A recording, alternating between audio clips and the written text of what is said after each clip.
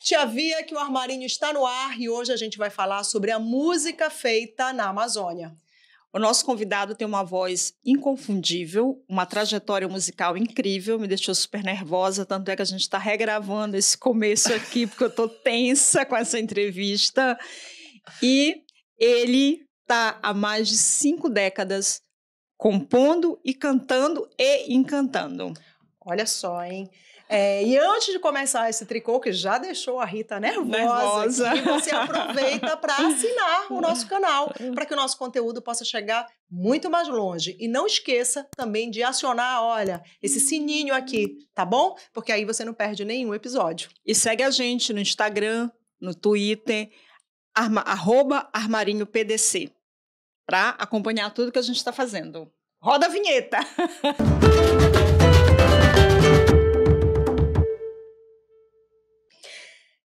E hoje, Armarinho tem a honra, o prazer, e aí não é só a Rita que está nervosa, eu estou emocionadíssima, eu preciso dizer, porque poucas vezes eu tive a oportunidade e o prazer de entrevistar, eu vou falar o nome completo dele, como ele foi batizado, Carlos Nilson Batista Chaves. Olha que maravilha, né? Vulgo, conhecido mundialmente como Nilson Chaves. Eu posso dizer mundialmente porque até o Grammy, querido, ele foi indicado. Nilson Chaves, olha, eu tô emocionada de te ter aqui, viu? E eu que já entrevistei um monte de gente conhecida no Pará, é a primeira vez que eu entrevisto o Nilson. Acho que por isso que eu gaguejei aí, mais do que de costume no início. Não, mas é tranquilo. Eu às vezes entendo um pouco isso, né? Essa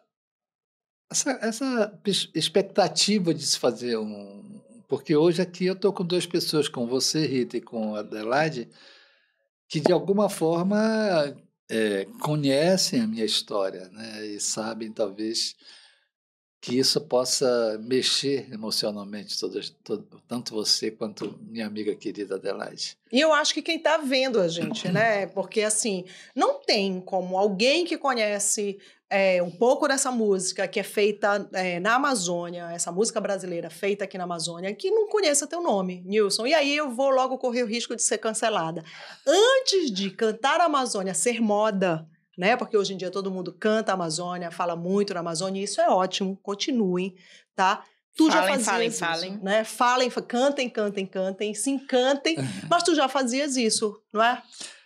Acho que eu, Vital, né, a gente já tinha construído uma história muito especial e alguns parceiros importantes da minha vida, né? Cristóvão Araújo, do Olho de Boto, o Jamil Damuz, do Toca Tocantins, Jamil já partiu, inclusive.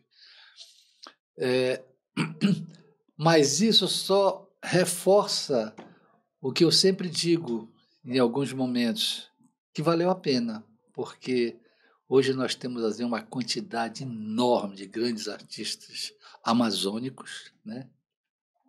Não só paraenses, mas amazônicos, que é uma outra coisa que a gente também vem questionando muito, de que eu sou paraense, mas eu sou muito mais do que paraense, eu sou da Amazônia. Inclusive esse verso, eu sou a Amazônia, já... Está no disco, está na canção Amazônia que eu fiz quando morava no Rio de Janeiro, há muitos anos atrás, 89, 90. Como é que o menino Nilson Chaves se interessou por música? Eu entrei no teu site, que é incrível, inclusive recomendo que todo mundo conheça o site nilsonchaves.com.br, eu acho que é isso. Não é? E tem um texto de introdução do Antônio Moura, que também é um grande escritor. É maravilhoso. E aí ele conta no site que quando tu eras moleque, tu já brincavas com música, o teu pai tinha uma aparelhagem. Isso. Conta essa história aí. Meu pai tinha uma aparelhagem que fazia bailes, né, na época, e eu tinha muita curiosidade de ouvir os discos que ele não levava para os bailes. Então, à tarde, quando chegava da escola e tal, eu ligava o som, porque eu sabia ligar o som, isso com o quê? Com 8, 9 anos de idade, 10 anos de idade.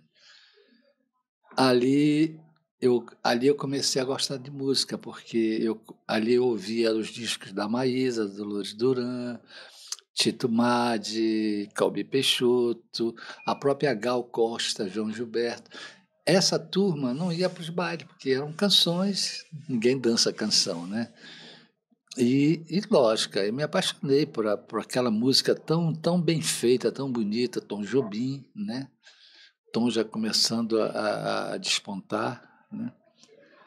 E aí eu comecei a querer cantar as canções.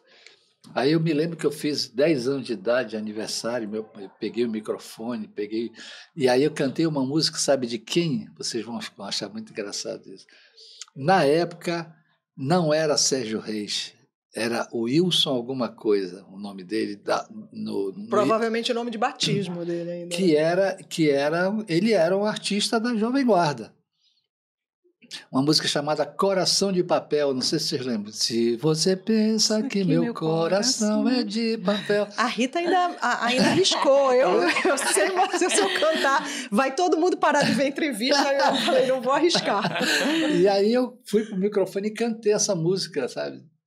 Mas é claro, aquilo ali era mais um entusiasmo meu naquele momento. Não tinha ainda na minha cabeça uma definição sobre vou fazer música, vou viver de música, não. Eu continuava estudando normalmente, mas eu comecei a aprender violão com um amigo meu, que hoje é pastor, que era baterista de uma banda muito conhecida na época, chamada Gênios, em Belém. Ele era o baterista, e ele sabia um pouquinho de violão, e ele começou a me ensinar. E olha que coincidência, tudo isso sabe onde aconteceu? Onde? Aqui nessa vila. Uau, que é onde a gente está gravando. Onde nós estamos. Aqui o Vital morava aqui, o Lucival, o baterista, morava na primeira casa à esquerda lá. E eu morava na outra rua aqui, na Dionísio Mendes, onde eu atravessava, adentrava a vila, que na época era a Vila do Montepio. E aqui a gente se reunia. Então, tua chegada aqui é uma volta ao passado. Sempre. Tive uma vez, um dia desse eu tive outra vez aqui, né? E agora estou tendo de novo. E é muito legal. Claro que as casas mudaram todas, estão todas, né, diferentes e tal. Mas foi aqui que eu comecei a entender que eu queria fazer música. Olha que loucura. Com onde certeza. Nós estamos. E quem te estimulou? Por exemplo, esse pai que amava música, que tocava nos bailes, ele te incentivou quando ele percebeu que tu eras esse moleque que gostava e que talvez levasse jeito?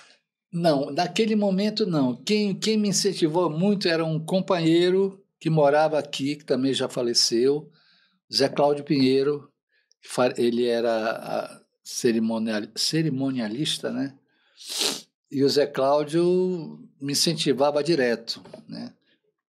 E aí eu tive um elo de conhecimento através do teatro com Cláudio Barradas, na época, e que era hoje padre Cláudio Barradas, que comandava o grupo de teatro do SESI. E nós fizemos 2 peças de teatro lá, SESI Conta Tiradentes e SESI Conta Zumbi. E eu participei das 2 peças junto com o Vital. O Vital veio morar aqui, né? E aí a gente começou a compor juntos aqui, eu e o Vital. A história é muito louca. Em que momento tu percebeste que tu eras um compositor? Porque logo que eu comecei a aprender a tocar violão, eu já me assanhei a fazer uma música. Eu já fiz uma música hoje. Tu lembras? Não vai lembrar? Não lembro. Eu não sei nem como é que é. Agora, com certeza era uma música, eu me lembro bem que era uma música fraca, uma música de amador, de principiante, de pouco acorde, né? Essas coisas todas. E quando eu comecei a desenvolver mais o violão, foi na época de eu fazer os teatros, fazer teatro. Eu era ator, mas era ator até a página 3, né, mais ou menos. Né? Meu negócio era a música que tinha na peça, então isso era a minha praia, que me interessava. Na hora da música, coloca o Nilson na cena, né? Não tem música, tira o Nilson, deixa ele na coxinha, né? E como o Valdemar Henrique? Pois é. Como vocês se Aí encontraram? A gente fez um espetáculo no Teatro da Paz e o maestro Valdemar Henrique assistiu. E ele queria me conhecer, porque eu cantava, né, na peça, né? E aí o pessoal me chamou e eu fui lá, me apresentei para ele, ele me conheceu, e aí ele falou assim, poxa, aí eu já não consigo mais cantar as coisas novas que eu faço, será que tu poderias cantar para mim? Eu digo, só claro, isso, maestro, só é um isso. prazer. Aí eu comecei a vir alguns dias no Teatro da Paz, aprender com ele as canções dele novas e cantar, para ele gravar, para ele mandar para as pessoas. E ele dizia para mim assim, você não pode ficar em Belém, você tem que ir para o Rio estudar, porque naquela época não existia escola de música em Belém, né? Você tem que ir para o Rio estudar, e quem também me incentivava muito a ir embora era o Guilherme Coutinho. Guilherme Coutinho. Que era um músico maravilhoso nosso, que infelizmente partiu muito cedo. E que o Walter Bandeira... Que o Walter cantava com ele, também, o Simão Jatene cantava com ele, Eliana Jatene, já falecida, também cantava, Leila Pinheiro cantava também. Uma turma ele tinha, era como se fosse uma big band, né? O que se fala. Maravilhoso, né? Maravilhoso. E a Maria Lídia cantava com ele também. Quer dizer, e aí eu fui amadurecendo essa ideia de ir embora. Sabe? Meu irmão já morava lá no Rio, conversando com ele pegou assim, não, vem para cá, eu ainda tenho um lugar para tu ficar aqui comigo, fica aqui e tal. E aí eu cheguei com o maestro, olha que loucura, cheguei com ele e falei, maestro, eu estou decidido que eu vou embora para o Rio. Se você faz muito bem, vou lhe dar 2 cartas de recomendação. Aí ele me deu 2 cartas de recomendação, que era uma para o maestro Guerra Peixe, que era o grande cara, o grande professor de música dessa turma toda, Caetano, Gil, Chico, todo mundo estudava com Guerra Peixe. Dele era muito caro, né? Imagina, o maior sucesso do mundo era ele. Para ele, e aí eu fui lá com ele, mostrei a carta. E a outra carta? A outra carta eu vou já te dizer. Primeiro essa, Guerra Peixe, tá. E aí foi um pedido quase uma bolsa, olha. Aí eu cheguei, ele falou, toca aí um negócio pra mim. Aí eu peguei o violão, toquei, ele pegou assim, é música? Eu digo, é uma música minha. Ele disse, gostei, vamos fazer o seguinte, eu vou te dar 1 ano de teoria e arranjo musical. Eu peguei, mas maestro, eu não tenho dinheiro. Ele disse, não se preocupe. Um pedido do meu amigo Valdemar Henrique é um pedido. Eu faço com o maior prazer para você. E eu passei 1 ano estudando com ele. Aí, no outro dia, eu fui na outra carta. A outra carta. Eu preciso dizer que eu sei quem é, mas eu estou esperando que ele conte. Cheguei na casa daquele caboclo. Vou citar o nome dele agora, porque tem que citar mesmo. Era o meu querido e saudoso hoje, Sebastião Tapajós. Fui para a casa de Sebastião, ele morava no Morro da Viúva, era casado com a Cris, uma mulher maravilhosa, gente boíssima. E aí eu cheguei na casa dele, eu lembrei disso, ele disse, toca aí um negócio para mim. Aí eu comecei a tocar, né? Umas músicas minhas. Música tua, eu digo, é música minha. Vamos fazer o seguinte, ele brincando, claro, meio rindo, né? Aquele jeito do Sebastião, o jeitão dele. Eu te ensino alguns acordes de violão e tu me ensina a compor. Aí eu digo, como que eu vou te ensinar a compor isso? Não, você compõe muito bem, rapaz, muito bom. Claro que eu estou brincando, mas, parabéns, você compõe muito bem. Aí o Sebastião, com a nobreza, né, e como é que a gente chama aquela outra palavra linda que a gente chama? Generosidade, me mostrou os grandes nomes da música do Rio de Janeiro, do Brasil, né? Porque ele já era Sebastião Tapajós. Porque ele era, né? O Sebastião Tapajós. Os maiores violonistas daquela época era Sebastião Tapajós e Baden Powell. Só tinha os 2. Ele era sucesso o tempo todo em teatro. Aí ele me apresentou Haroldo Costa, me apresentou Taiguara, Ciro Monteiro, a turma toda. O Ciro, eu saía todo dia com o Ciro no Rio de Janeiro. Como eu já não bebia, ele enchia a cara a noite toda, eu saí 7 horas da manhã, eu estou voltando para casa, o Ciro bêbado.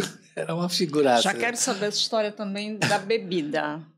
Quando tu foste para o Rio de Janeiro em 1968, é isso? Isso. E antes, como era a vida aqui em Belém? Era uma vida boêmia? Era uma vida boêmia. Eu com 14 anos para 15 anos, eu comecei a conviver com a música, né, e com teatro, no caso, com o ambiente mesmo. Artístico. A gente ia ali para o Teatro da Paz, naquela escadariazinha em frente ao Bar do Parque, né? Todo mundo sentava ali. Cada um comprava a sua garrafinha de bebida, né? Eu tomava uma macieira, tu acredita? Uma garrafa de macieira sozinho eu tomava. Eu tenho um grande amigo que eu fiz muito isso com ele. Na época ele era um dos donos da vivenda, o Valber Monteiro. O Valber dizia assim, cara, eu não acredito. O cara não fica bêbado. Ele toma uma garrafa de macieira e não fica bêbado. e ali todo mundo tomava sua biritinha, sua bebida. E falava de música, música, de tocava as coisas novas, cada um tocava um pouquinho. Né? Aí na época era eu, Oreste, o Lobel, que era um menino que era apaixonado pelas músicas do Loborges, o nome artístico dele era Lobel. Lobel. Joãozinho Gomes, começando. Teu grande parceiro também. Meu grande parceiro. Olha, era uma turma enorme. Leila Chavante, Leilinha Chavante, Joana, que era a Janine, que era do Costumeira também, eu era do Colégio Costumeira. Tocava um violão maravilhoso. Acabei de gravar com o filho dela, agora um disco dela, com canções dela. Ela já está com uma idade mais maravilhosa, muito querida. Foi linda a gravação com ela lá. Enfim. Aí tu sai dessa escadinha por ali, tomando essa macieira. Pega um avião e vai pro Rio. E vai pro Rio de Janeiro já. Rio. Mas assim, chega muito jovem, músico. Eu tinha 17 anos. Né? 17 anos, e assim, vai ter aula de graça, né, com o maestro Guerra Peixe, mas precisava se sustentar. Como é que tu te viraste? Assim, tu começaste a tocar na noite, foste fazer... O que tu foste fazer? Eu te confesso que eu não tinha nenhuma, digamos assim, nenhuma logística consciente dentro de mim. No começo eu estava meio que sendo sustentado pelo meu irmão, né, que estava trabalhando lá, e aí ele voltou para Belém, aí eu fiquei sozinho lá. Foi quando eu passei um perrenguezinho, assim, vamos dizer, de 4, 5 meses. Esse perrengue é muito interessante porque ele era assim, eu acordava de manhã, descia do prédio, onde eu tinha uma vaga, eu morava em vaga, né? No Rio tem essa coisa da vaga. O que é a vaga?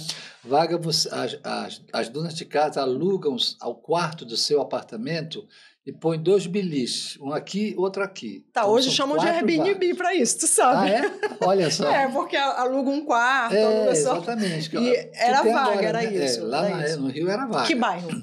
Flamengo. Flamengo, tá. Bem em frente à Praia do Flamengo, na Ferreira Pena, me lembro bem disso.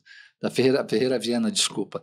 E eu descia, tinha uma lanchonete na esquina do prédio, eu descia, comia um pedacinho de pizza desse tamanho e um café.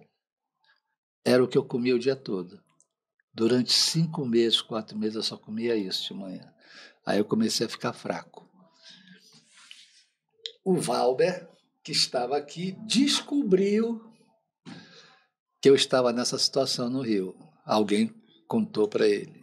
E aí ele me procurou no Rio e aí ele passou a me mandar um dinheiro por mês em que eu pagava minha vaga, conseguia comer saudavelmente bem. E isso, durante para poder sobreviver nesse tempo lá no Rio. Para poder sobreviver. Durante um ano, mais ou menos, um ano e meio, né? Mas aí teve um detalhe, eu estava me apresentando com o Haroldo Costa, que era um grande sambista do Rio de Janeiro, ele tinha um projeto no Teatro da Praia chamado Musiquinte do Haroldo Costa, e pintou uma viagem para o México. Uma turnê do Haroldo Costa para o México. E ele dizia: não, você tem que ir comigo. Eu me apresentava, cantava canções minhas e com detalhe, não cantava músicas daqui da região. Olha que loucura. Eu tinha medo que as pessoas não gostassem, então eu não cantava música daqui, eu só cantava músicas que eu estava compondo lá. Tá. Essa história é muito interessante, depois eu vou dizer por que a coisa inverteu depois. E aí não pude ir para o México porque eu não me apresentei aqui no serviço militar, não tinha documento para viajar para fora do Brasil, voltei para Belém, puto da vida. Com 18 anos, imaginando quase que 19. Aquela ia ser a minha chance e agora eu tenho que voltar para prestar o serviço militar. E pior que eu cheguei com o sargento lá e ele falou assim: você tá bem, botar para servir. Eu digo: mas eu não vou servir. Eu disse para ele. Mas imagina, jovem, né? Como era esse cabelo? Comprido já? Comprido. Barbudo e comprido. O sargento já louco. E isso a gente está falando início dos anos 70. Já, 1970 para 71, exatamente, 70 para 71. Foi onde atrevido, eu tive alguns amigos meus muito queridos que foram presos em Belém. Hoje estão livres em Belém, prefiro até não citar o nome deles, porque eu acho que não é uma coisa que eles não viveram. Um deles, inclusive, é dono de jogo de bicho hoje. Olha que loucura. Meu amigão, gente finíssima. Não significa que ser dono de jogo de bicho seja uma coisa, né, pejorativamente ruim. Mas cada um tem o seu seu comportamento, enfim. E aí precisaste voltar para Belém para poder cumprir aí essa missão. Pois é, aí ele dizia, você não vai servir? Eu digo, não vou servir, não. Disse, tá bom, então eu vou te dar 1 ano. Eu digo, tá, me dá 1 ano, mas eu não vou servir. Eu enfrentando o sargento. 1 ano de pausa. Não vou ter documento nem nada. Eu tenho que ficar 1 ano em Belém. Preso, para no né? outro ano me apresentar para ele. E se eu não quisesse de novo me servir, ele me dava mais 1 ano. E assim ele ia me sacaneando. Eu posso falar essa palavra? Claro. Deve. Ia te sacaneando. Ou seja, me sacaneando, sabe? Claro, ele me sacaneando porque ele viu que eu também fui mal educado com o cara, né? Fui meio grosso com ele. Não vou servir. Aí, 6 meses depois, eu estou fazendo uma música em Coraci com o Valber Reginaldo Cunha, que é o dono do cartório Conduru.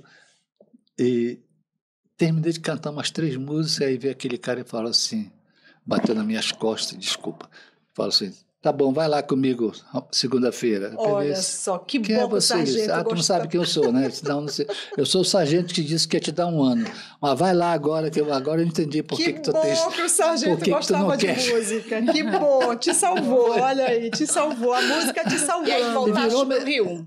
Aí eu ainda fiquei aqui, que eu ainda fiz algumas peças, porque eu não tinha dinheiro para voltar para o Rio. Então eu e Jamil arquitetamos algumas produções em Belém para conseguir uma grana para voltar para o Rio. E o Jamil já ia pela primeira vez para o Rio, o Jamil da Muz. Aí eu fiquei mais 1 ano, acho que 1 ano e meio aqui, com o Grupo Experiência, porque eu fui um dos pioneiros do grupo, né? Com o Geraldo, e a gente fez vários espetáculos e tal. Então, as coisas assim, muito loucas, porque... Olha, às vezes eu fico pensando sobre isso e te digo que alguma coisa muito fora de mim, ou muito fora assim, de um planeta, me ajudou muito. Em que momento nasce o Nilson Chaves, o ícone da canção paraense amazônica, Então, que tem em Belém e nas coisas da região a sua grande inspiração? Então, aí, quando eu voltei para o Rio, eu voltei em 72. E nesse avião ia eu, Jamil e a Fafá. Olha só. Fafá indo para o Rio para tentar Menina também, né? Menina, Muito jovem super também, nova. né? Fafá fazia os shows do Grupo Experiência com a gente, participava das peças, e ela era muito nervosa. Ela talvez não lembre disso direito. E ela era muito nervosa, então ela tinha medo de entrar no palco. E como é que ela entrava? Entrava com ela de mãos dadas, para ela se sentir segura. Era uma coisa muito louca. Fafá tímida, nervosa. Fafá tímida, exatamente. Na época do Grupo Experiência.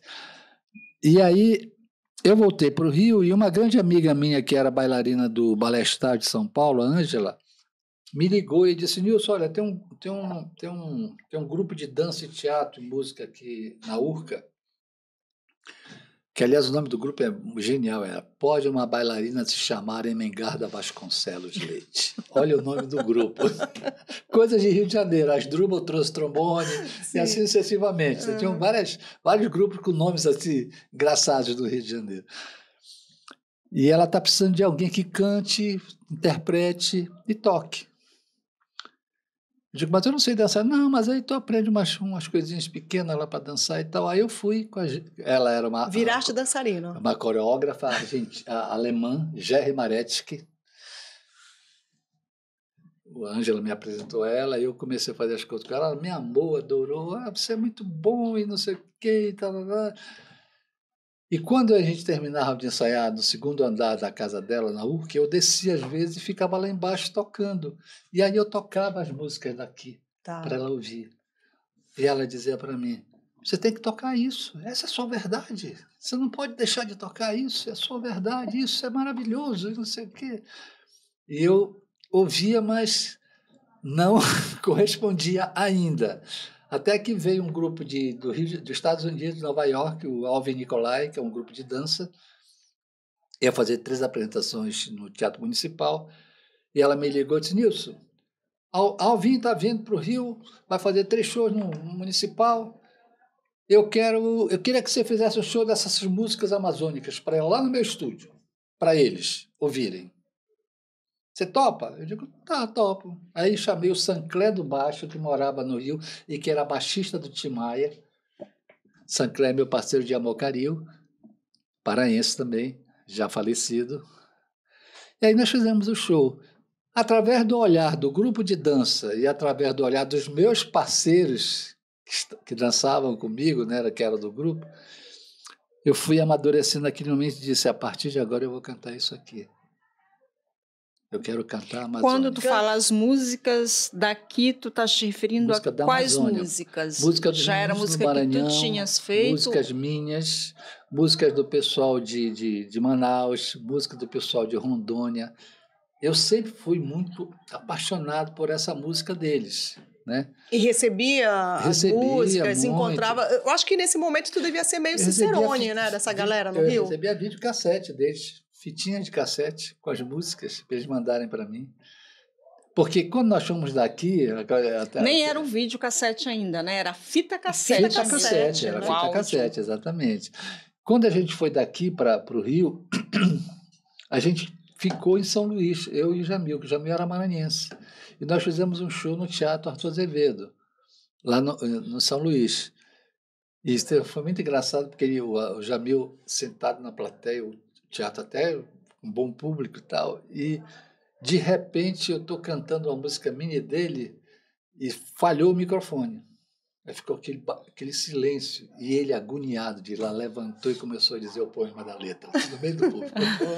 Coisa que eu não esqueço até hoje, essa loucura dele. Ficou parecendo que fazia parte da performance. Mas isso é um bom artista, né, Nilson? É um bom artista, né? Agora, Nilson, eu tô doida, ou a primeira música que eu ouvi tua, não foi nenhuma dessas, assim, Não. já citaste... né? Que foi, na verdade, um jingle. Porque em algum momento tu precisaste ganhar dinheiro com a publicidade.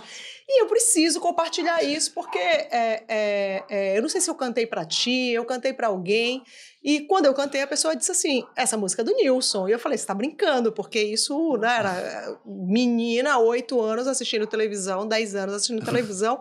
Conta dessa tua passagem pela publicidade, e se tu sabes exatamente a música que eu tô falando, canta ela aqui, eu vou te desafiar. Sim, eu sei, eu não lembro mais ela toda, não. Na verdade era só assim... Só o refrão, todo mundo vai lembrar.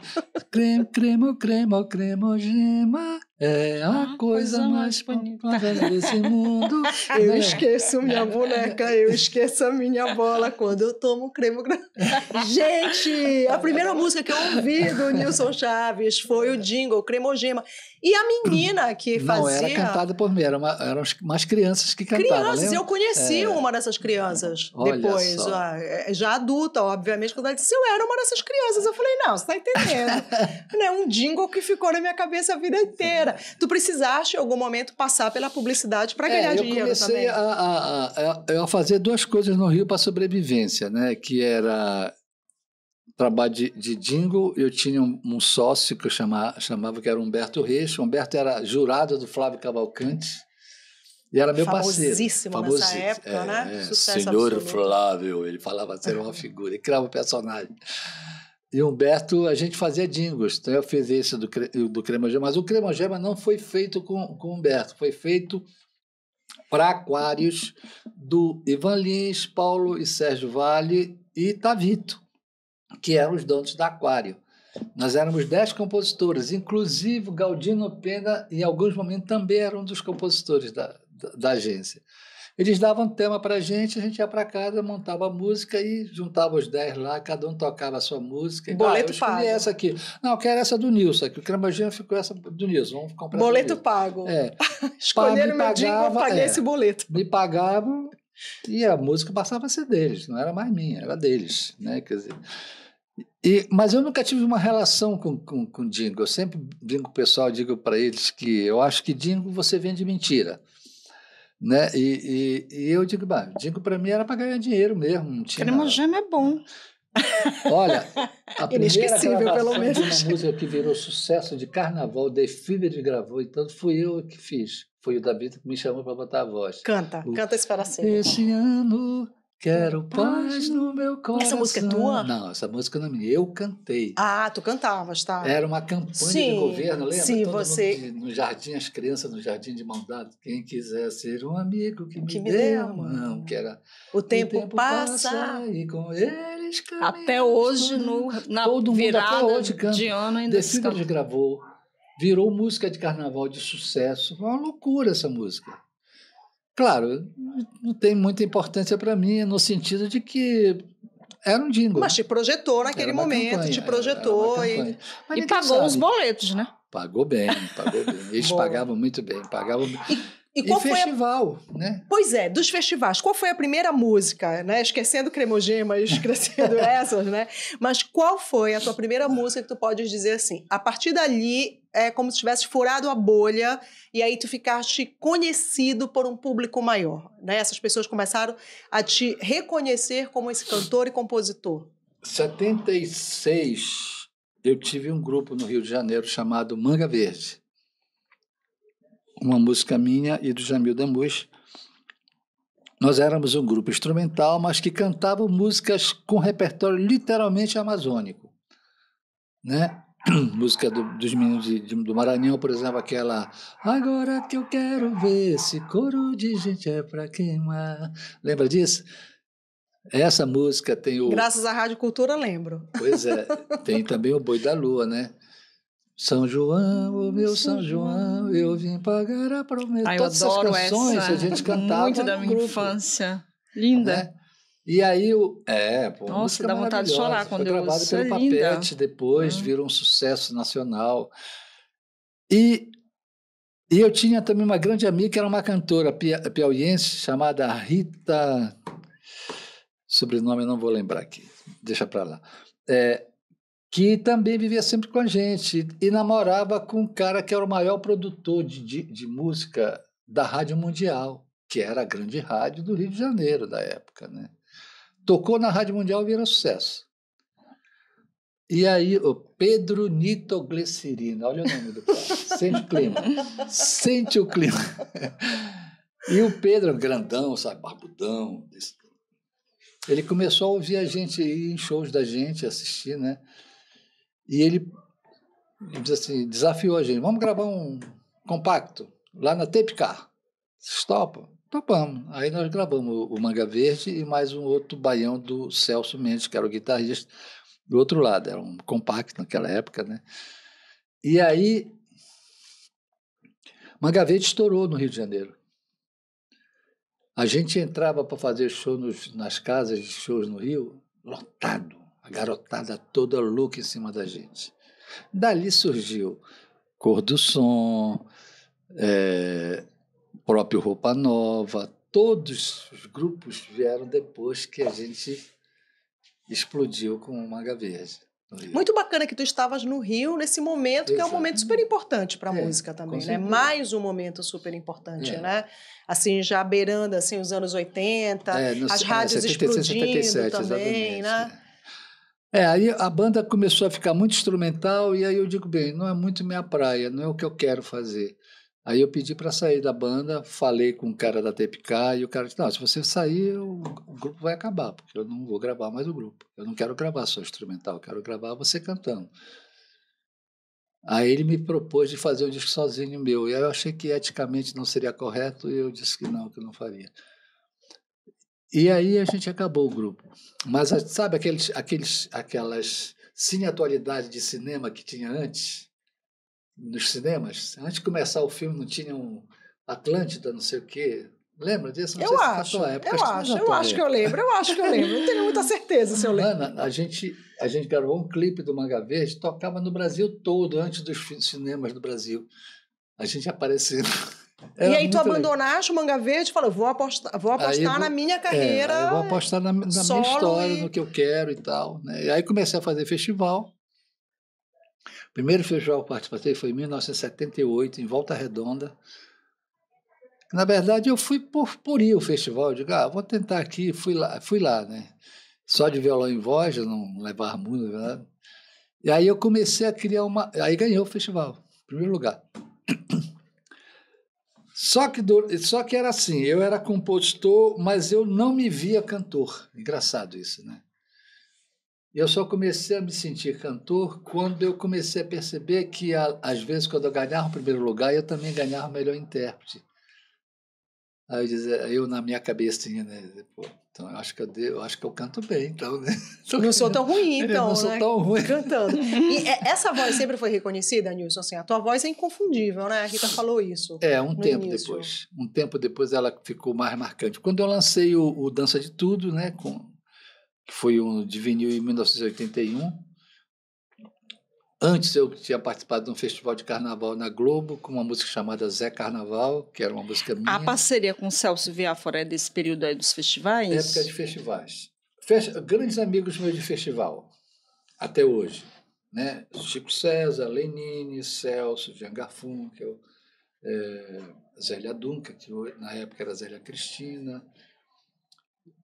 Eu acho que de conhecidos era essa turma. E aí vocês faziam as músicas e decidiam quem ia defender. Era uma loucura, porque os caras ligavam para ti dos festivais. Olha, eu sou o coordenador do Festival de Divinópolis, de Minas Gerais.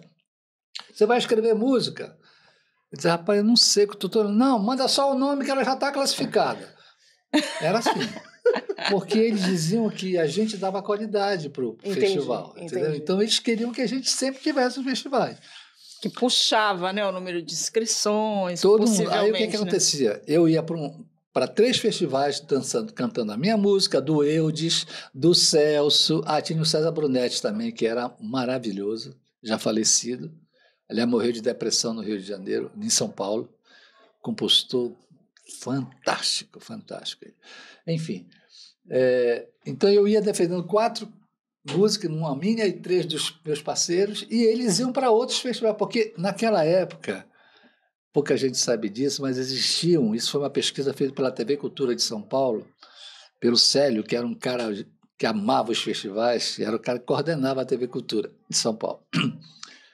E ele tinha feito uma pesquisa e descoberto que existiam 993 festivais por ano no Brasil. Gente, uma média de 3 por dia. Tu acredita numa loucura dessa? Dava para viver só de grana dos festivais. Eu te diria que no dinheiro de hoje eu faturava por fim de semana uma média de 15, 20 mil reais. No mínimo. Vídeo que eu estou preocupada com os boletos. Né? Sim, já perguntei várias vezes hoje se ele estava Ela vai me dedurar para o imposto de renda. Ela vai me dedurar para o imposto de renda. Nilson, e aí alguém que tem essa trajetória, primeiro vamos elogiar a tua memória, tá? Assim, de citar as pessoas, de lembrar, isso é muito bacana. Nem todo mundo consegue ter. Juraíldos da Cruz, Jadés Tocantins, outros parceiros, e o Vital, né? Sim. Leila que foi para o festival comigo defendendo Olha música. só, bacana. E aí, tu, todo esse meio, né, com essa carreira que realmente, né, tem bastante fôlego, mas demorou anos, né, mais de 30 anos para receber, por exemplo, uma indicação a um prêmio internacional. Foste o primeiro artista daqui, da nossa região, da Amazônia, a uma indicação do Grammy, né? Isso te surpreendeu? Como é que foi, assim, quando veio essa notícia e como foi estar lá na cerimônia? Bem, é importante comentar como é que foi essa minha indicação. Quem era jurado da academia do Grammy era um cara que gravou o meu primeiro o disco interior meu de Vital, que era o Carlos de Andrade, o Carlão. Ele fazia parte da academia e era um dos jurados. No quesito música brasileira, já tinham escolhido os 3. E ele pediu ao Henrique, que era o presidente da época, um espanhol, muito gente boa, ele falou para ele, presidente, eu gostaria que vocês ouvissem um disco que vocês não ouviram. Pois não, pode botar. Aí botaram o meu disco, os 25 anos ao vivo, com a orquestra, né, do Carlos Gomes e tal. O Henrique olhou para o pessoal e disse, mas como a gente não ouviu esse disco? Porque era um artista da Amazônia. Como é que esse disco ia chegar lá se não tivesse um Carlão? Se não tivesse o Carlão, exatamente. Aí eles escolheram, tiraram imediatamente um e me colocaram indicado para o melhor disco de música de raiz brasileira e queriam colocar o Tempo e Destino, que era uma música minha do Vital. E aí o Carlão preferiu dizer para eles a verdade. Olha, essa aí não dá porque é uma regravação.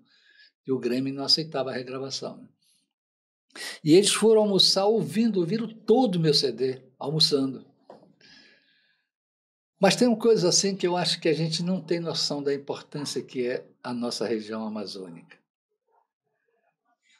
Quando eu fui para o festival, para o Grammy, eu saí do Rio direto para Nova York, e de Nova York eu peguei uma conexão para Los Angeles, 6 horas de avião, um negócio muito louco, né? Longe para cacete.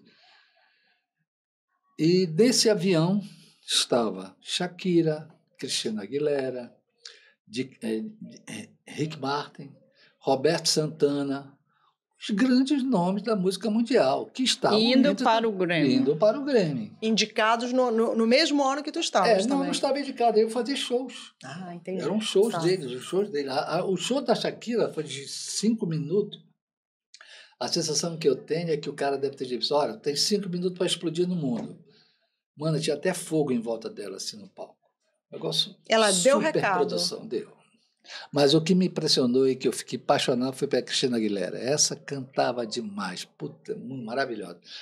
Mas, enfim, chegamos lá em Los Angeles, eu desci, jantei minhas coisas, fui em direção da saída. Sozinho, Nilson? Como é que tu estava? Sozinho. O Mapio e o Fernando Carvalho, que eram meus músicos, estavam me esperando na Alemanha, que de lá eu ia para a Alemanha fazer uma turnê com os velhinhos do Mar Abaixo do Amapá. Tá, boa. Vamos falar ainda, vamos falar de Macapá, que eu sei que tu tem uma relação bem próxima à cidade também. E aí tu chega lá... Aí quando eu fui saindo, eu vi que tinha a imprensa americana toda lá fora, de ponta, esperando, lógico, né? Os grandes, a Shakira, a bonita, a outra, né? E quando eu saí, eles fecharam em mim. Com o tradutor, eu não falava inglês. Ao final da entrevista, eu virei para o menino, fala para o rapaz, disse, vai cá, por quê? Vocês nem me conhecem. Disse, Nilson, é a primeira vez que o Grammy indica um artista da Amazônia. Não era o Nilson Chaves, era um artista da Amazônia. Quer dizer, a gente não tem noção da importância que nós somos como amazônicos, né? Essa importância que o nordestino já tem há muitos anos e nos dá aula sobre isso. Porque quando você pergunta para o nordestino de onde ele é, a primeira coisa que ele se diz, e diz com orgulho, eu sou nordestino. Nilson, eu lembro que nos anos 90, início dos anos 90, que foi quando eu comecei a morar, eu vim morar em Belém em 1990 e uma das primeiras coisas que eu comprei quando eu cheguei a Belém foi o teu disco, que tinha a música Sabor Açaí. Ah, então foi o Sabor. É. E aí, era assim, a gente... doida para um show, a gente foi ao show teu e tudo.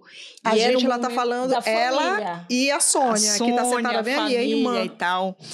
E aí era um momento que tu estavas fazendo muito sucesso com aquele. E aí depois, ali meados dos anos 2000 já, eu senti que a juventude amazônica começou a ter um certo, entre parênteses, ranço com essa coisa de se definir que é uma música regional, é a MPP, música popular paraense, querendo tirar esse rótulo. Como é que tu analisa esse movimento? E como é que tu te identifica? Tu és um cantor de música, um compositor e cantor de música regional? A MPP, ela faz sentido para ti? Então, isso é um assunto um pouco longo, mas eu vou tentar resumir o que eu penso, tá? Primeiro, não existe para mim música popular paraense. Para mim é balela, não existe isso.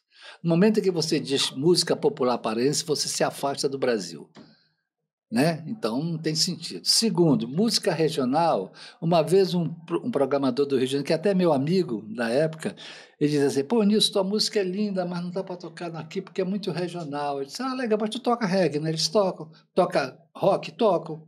Country? Toco. Jazz? Toco. Só toca música regional, cara. Como é que tu diz que a minha música é regional? Há um grande equívoco sobre essa palavra regional. A música brasileira ou a música mundial, ela é toda calcada em cima de uma memória musical. E, evidentemente, ela faz parte de uma coisa chamada regional, né? Quer dizer, então, como é que eu me sinto em relação a isso? Eu me sinto fazendo uma música brasileira com sotaque amazônico. Falando das nossas demandas, dos nossos problemas. Exato, dos nossos problemas, do nosso hábito, do nosso sotaque, dos nossos costumes. Que pode ser ouvida lá pelo pessoal do Grammy e emocionar. Exatamente. Como entendeu? foi, Quer dizer, né? Como foi, né? Quer dizer, Então, eu acho que isso precisa ser revisto, sabe? Algumas pessoas me falam assim, você faz música MPP. Não, mano, não faço. Não existe. O que é MPP? Existe MPC? O que é MPC? Música popular carioca. Existe isso? Não existe. Então, para que esse negócio de MPP? Isso é uma bobagem, né? Eu acho que a gente tem que se assumir como artistas amazônicos brasileiros, né? É o que nós somos, né? O que tu consideras que foi o teu grande sucesso? Quais as músicas que tu mais gosta? Eu sei que tem esse negócio de igual filho, que é tudo igual. Claro que a música que mais me impulsionou e de uma forma assim muito rápida, porque adentrou as rádios AM na época, né, em 89, foi o Sabor Açaí, né, que passou a tocar nas AMs todas naquela época, rádios bem populares. Mas eu tenho canções que não são sucesso e que eu sou apaixonado por elas, né? Quer dizer, Coração Sonhador, que é sucesso em Minas, que é sucesso em Manaus, todo mundo canta Coração Sonhador, que é uma música que eu fiz para Gracinha, né? Aqui as pessoas conhecem, cantam, mas ainda de uma forma muito discreta. Olho de Boto é uma marca, um negócio impressionante. Em qualquer lugar que eu vou do Brasil, eu toco Olho de Boto, há uma explosão das pessoas, assim. Porque como se ela fosse um hino, como se ela fosse um hino amazônico. Eu acho que tem a ver isso com o que a Rita fala, né? É um hino, né?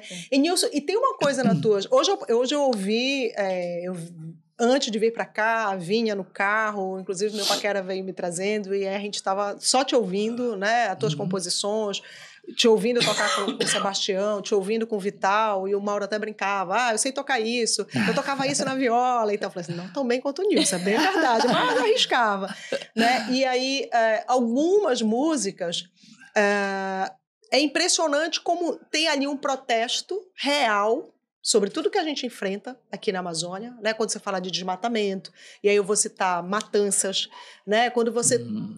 tem todos esses problemas que são históricos aqui, mas com uma poesia absurda. É uma forma de protestar, né? É protestar de um outro jeito, não necessariamente essa militância de estar ou numa passeata, ou militar nas redes sociais, que agora é muito isso, mas a militância através da poesia, e aí essa poesia vira música?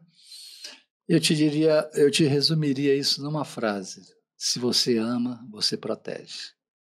Se você não ama, você não protege. Por que eu estou dizendo isso? A minha música, ou a música de muitos companheiros hoje, elas não só falam dos questionamentos que precisam ser falados, mas falam principalmente da beleza da Amazônia. Eu preciso mostrar ao povo da Amazônia como nós temos uma região linda e bela. Porque no momento em que esse povo se apaixonar por essa região, mano, ninguém vai invadir aqui porque vai ter gente protegendo mesmo. Essa proteção meio panfletária que existe hoje, né, de todo mundo falando da Amazônia. Acabei de entrar num grupo aqui do professor Arroio da UNAMA sobre a Amazônia e sobre a defesa do protagonismo amazônico, o que eu concordo, acho legal, até porque a gente nunca se posicionou em relação a isso, né? Eu acho que a gente tem que começar a entender o amor e a beleza. Olha, eu vou te dar 2 exemplos. Se eu sou paraense, eu me sinto fazendo parte da Estação das Docas, de Alter do Chão, de Bragança, né? Mas quando eu digo que eu sou da Amazônia, além de eu me sentir fazendo parte disso que eu citei, eu também faço parte do Marabaixo, Batuque do Amapá, da música da Floresta do Acre, na Madeira Mamoré de Rondônia, de Jalapão do estado de Tocantins, da música caribenha indígena de Roraima. E dos países da Panamazônia, né? Mas eu estou falando do Brasil especificamente. Aí eu fico desse tamanho. Eu não fico mais só desse tamanho, eu fico desse tamanho. O orgulho que eu tenho, e eu falo isso porque eu conheço tudo isso que eu estou falando. Alguém um dia desse falou para mim, você precisa pesquisar mais a Amazônia. Eu digo, não, amigo, eu não quero pesquisar a Amazônia. Sabe por quê? Porque eu sou da Amazônia. Alguém falou isso para ti? Não, ele falou assim, tu não acha que seria legal tu pesquisar mais para falar sobre a Amazônia? Eu peguei assim, não, amigo, eu prefiro ser amazônico. Um ser da Amazônia, só isso. Eu acho que eu posso ser com todo respeito e sem nenhuma pretensão, uma fonte de pesquisa. Através do quê? Através da minha obra, através dos parceiros amazônicos que eu tenho nessa história toda, de trazer, inclusive, compositores brasileiros para cantar a Amazônia, como eu trouxe o Sai Guarabira, o Flávio Venturini, Zé Cabaleiro. O Zeca já é meio daqui, né? Chico César, né? Mosca, Lenine, toda essa turma está cantando a Amazônia. E são teus parceiros, né? E são meus parceiros, são meus amigos, sabe? São pessoas que comungam comigo essa importância. Quer dizer, eu não vou nem falar do Celso, que, pô, o Celso é um compositor extraordinário que fala de tudo daqui da região, né? Quem dessa nova, vou falar nova geração, parece, mas assim, quem desses compositores mais jovens daqui, ou mesmo nacionalmente, assim, né, tu conheces, diga assim, são excelentes compositores, excelentes artistas, se taxa aí diversos que te acompanham nesse tempo todo, mas dessa geração um pouco mais jovem. Quem assim, a gente deve ficar de olho? Tem alguns brilhantes. Alex Ribeiro, Alan Carvalho. Alan Carvalho é brilhante, é um compositor extraordinário, um grande compositor. Almezinho Gabriel, cara, ele é genial. Só deu paraense, hein? Vamos combinar. Eu tô falando só dos paraenses por enquanto, entendeu? Agora, de lá tu tem, do Acre tu tem o Sérgio Souto, tu tens o Binho, você tem de Rondônia o Bado, você tem a Kátia, eu vou lembrar o sobrenome dela porque ela é irmã de um grande cantador do Nordeste, Kátia Farias. De Rondônia você tem Dorivan, Remilvan, Genésio Tocantins, Braguinha, Viviane, Diviane, uma turma Tá enorme. na hora dessa galera se juntar e fazer um show, né? Mas esse é o projeto que a gente está fazendo agora, eu e o Clécio, que é hoje o atual governador do Amapá, que disse-me ele que já conseguiu o aval também do nosso governador aqui do estado. Uma turnê amazônica. A gente quer fazer várias turnês. Diversos artistas aí que, por exemplo, eu não conheço. Pois é. Né? Pois é, no Amapá tu tem o quê? Henrico de Michele, Valmilhome, Amadeu Cavalcante, Zé Miguel, Joãozinho Gomes, Brenda Mello, Patrícia Bastos. Patrícia Bastos você já conhece, Patrícia, né? sim. Patrícia. Tem muita gente, cara. Vocês não têm ideia de quantos compositores, artistas prontos que estão nessa máquina. Com um detalhe que eu acho legal. A maioria desses pessoal que eu falei aqui, o Genésio Tocantins, o Juarez da Cruz do Tocantins, por exemplo, todos esses que eu citei aqui, todos eles hoje vestem a camisa da ideia de ser amazônico. Nada de acreano, rondoniense, paraense, não. Fechados pela Amazônia, né? Nós somos da Amazônia. Cara, isso para mim é um sonho. E o Clécio, que é hoje o governador do Amapá, também veste essa mesma ideia minha. Tanto que a gente vai fazer um projeto exatamente com essa história, trazendo os artistas da Amazônia para trabalharem juntos, mostrarem isso na Amazônia e mostrarem fora da Amazônia, Brasília, São Paulo, Rio. Invadir, no bom sentido, musicalmente, né, o Brasil. Nilson, ter 70 anos e ainda ter toda essa vitalidade musical, né? Tantas parcerias, tantos projetos, mas há pouco tempo, como diversas pessoas, né? Milhares de pessoas no Brasil, a gente está agora não mais vivendo em pandemia, mas a Covid ainda é uma realidade. E tu passaste por um momento muito delicado da tua saúde, que ficaste internado muito tempo pela Covid e depois a recuperação não foi fácil. Como é que foi para ti esse momento? Como é que essa chave virou depois, inclusive, que tu saíste do hospital, na tua recuperação e dizer assim, tenho quase 70 anos e mais do que nunca quero viver? Eu te confesso que eu não tenho muito essa consciência que você está falando. Tá? Eu sempre me propus a viver. Até a hora que der, a hora que puder, a hora que for. Né? Eu sempre falo que a Covid me deu de presente algo que eu jamais poderia ter conhecido se não tivesse tido a Covid, que era os profissionais de saúde. eu jamais teria conhecido o trabalho e o amor que esses caras, essas pessoas, tanto do enfermeiro, do cara que limpava a minha suíte lá na Santa Casa, que todo de manhã ele chegava, limpava e dizia: "E seu Nilson, como é que o senhor está?" "Eu estou bem." "Ai, que maravilha!" Ele limpando. Desde esse cara até o diretor, o amor e a paixão que esses caras tinham era algo muito especial. E houve um momento que teu quadro ficou bem grave. Naquele momento, tu chegou a sentir algum tipo de desespero, achar que não ia sobreviver? Na verdade, tudo que eu passei ali na Covid, com exceção da minha ida depois para um determinado momento em que eu acordei, porque até então, tudo que aconteceu de grave eu não vi. Eu estava sedado e entubado, então não vi nada. Eu nem sabia. Quando acordei na Santa Casa, eu Tinha achei te que matado, né? Não, eu Soubesse que sei, te mataram, Graça né? me contou, Né? foi. Umas 2 vezes, eu Foi. acho, pelas redes sociais, né? Quando eu acordei, eu achei que ainda estava no hangar.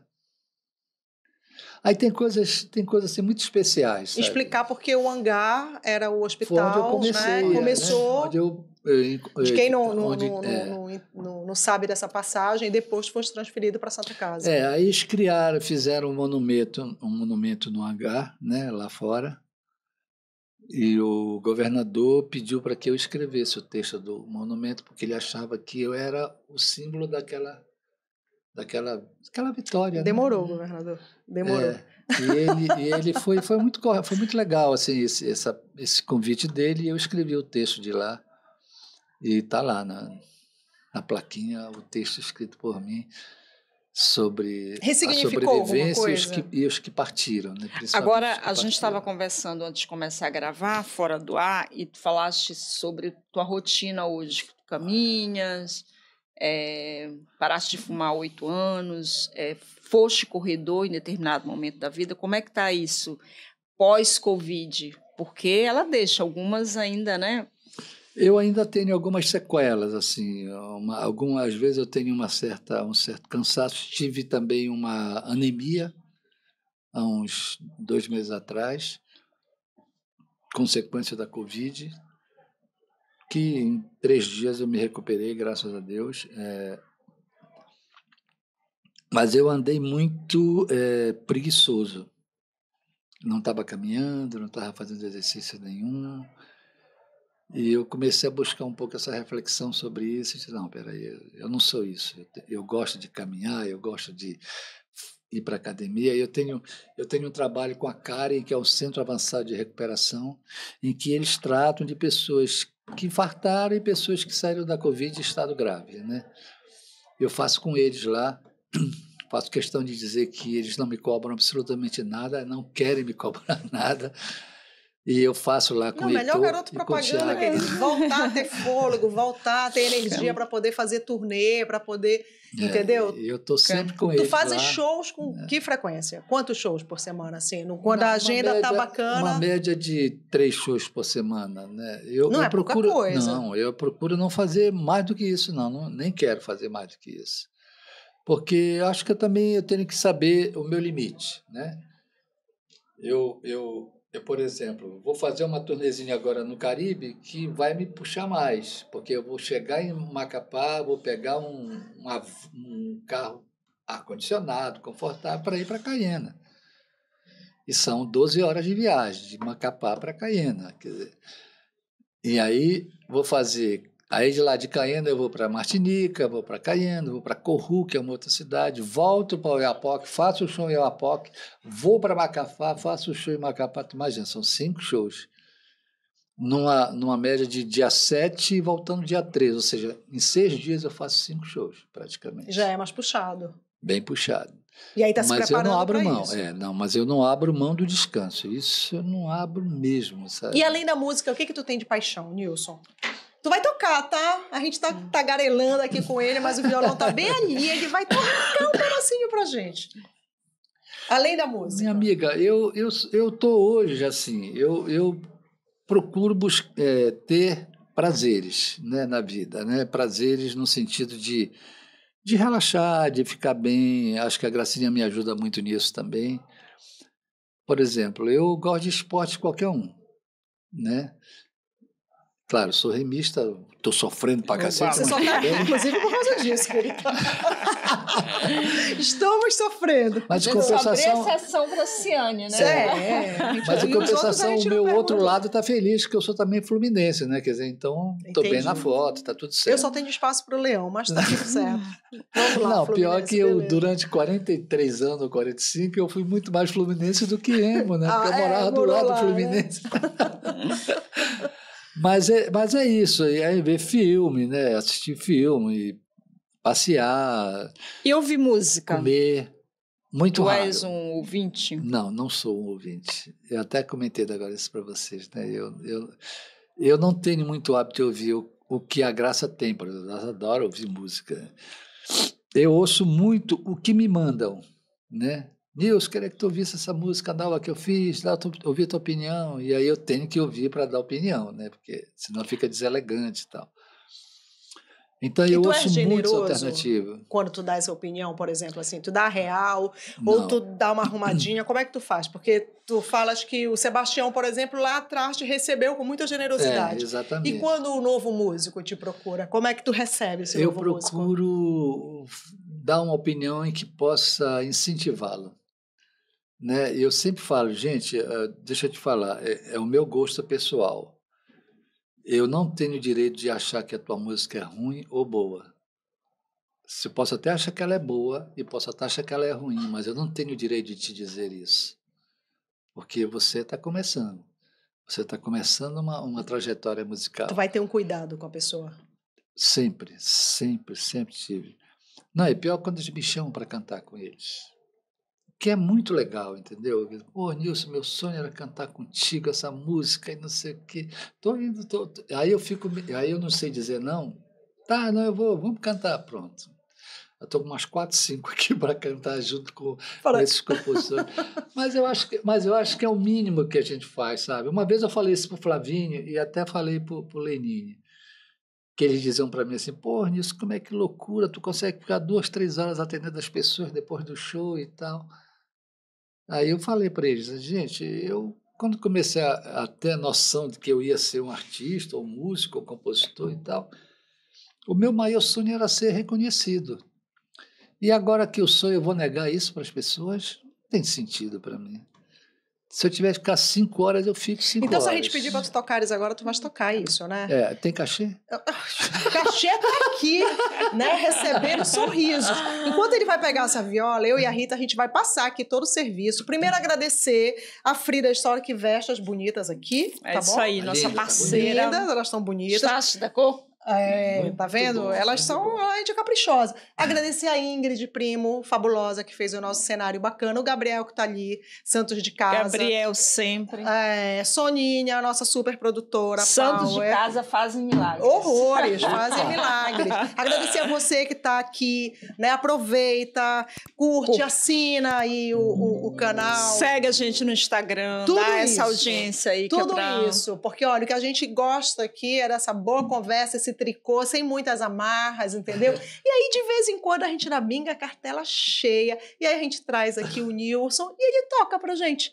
Não é isso? Então a gente vai encerrar. Vamos encerrar igual o jornal, Gabriel? Vamos fazer, a gente se despede. E aí vamos subindo os créditos. Vamos fazer só dos créditos? É isso? Então, olha, agora essa, né? Não é todo podcast que tem, não é, Rita? É isso aí. Nilson Chaves aqui para encerrar. Mundo precisa de luz, tá precisando de sóis, de céus em tons mais azuis, de muito mais roxinóis, de jejuar com Jesus,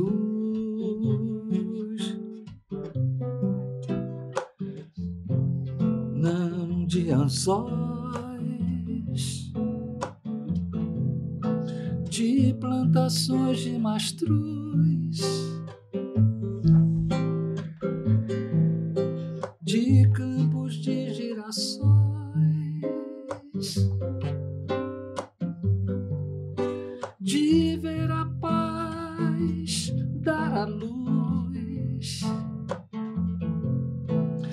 no solo dos curióis,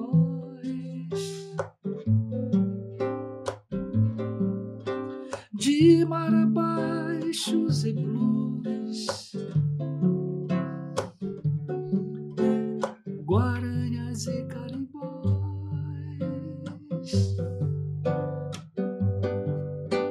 O mundo precisa ser limpo, em tinas de diamantes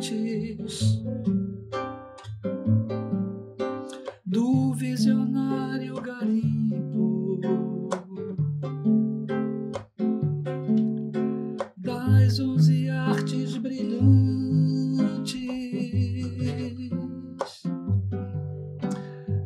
Nunca será Monte Olimpo,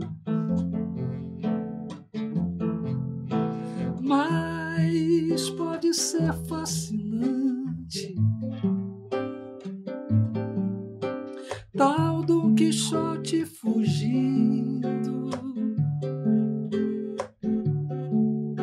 de nossas velhas estantes. Tá precisando de luz, o mundo precisa de sóis, de panos para o cuscuz, de novas terras de móis,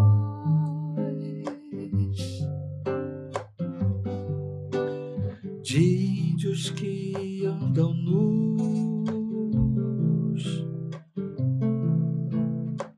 de desatar-se de nós, de não ouvir credo em cruz, no eco da nossa voz,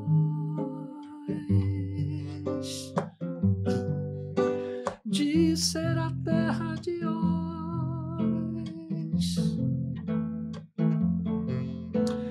do que o artista produz, de ir com Cristo a sós.